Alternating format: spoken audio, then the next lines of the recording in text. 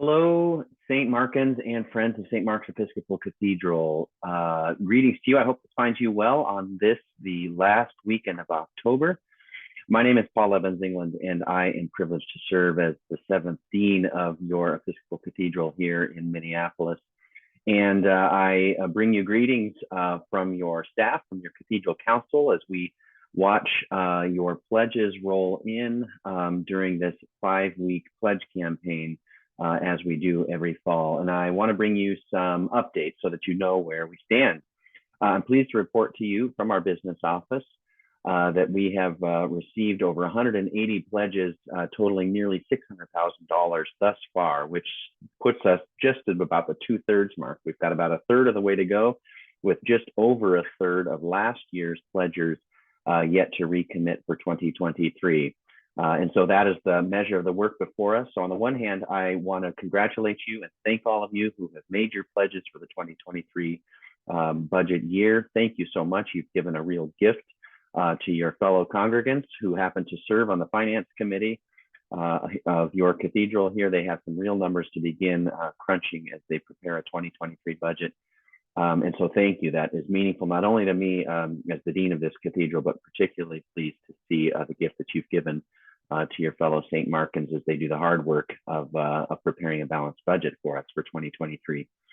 To those of you who've not yet responded to the pledge campaign, you've got another Sunday within the sort of original framework of this. This Sunday will be the 5th mark of mission. We'll hear about the care of creation. We have already heard the first mark of mission several weeks ago about our commitment as St. Markins and as Episcopalians here in the Twin Cities and within Minnesota to proclaim the good news. We heard from the second mark of mission that we are here to teach, to nurture, and to baptize new believers. We heard in our third mark of mission that we are here to provide loving, direct service and care for concrete material needs as they show up among us.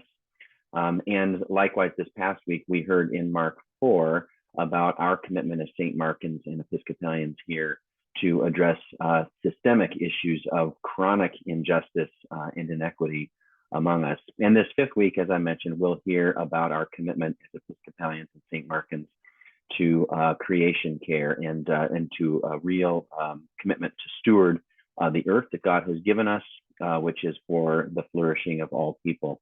And that is our 5-week framework for this year's pledge campaign. We have outlined all the ways that your cathedral and that you as members of this cathedral participate in this 5 marks of mission framework that we share with Anglicans around the world. And I'm so pleased to participate not only in that framework, but to have some really concrete things that so many of us participate in here in the Twin Cities and through St. Mark's. We have about 100 pledges yet to receive, as I mentioned, and we've got about a third of the way to go to reach our goals for the 2023 budget of a pledge base just north of $1 million, pushing beyond even last year's excellent returns.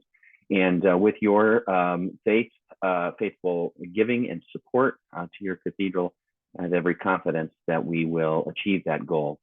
Beginning on the 1st of November and running through the 11th of November, we're going to have a couple of call teams that are being put together and coordinated by your senior warden and your treasurer.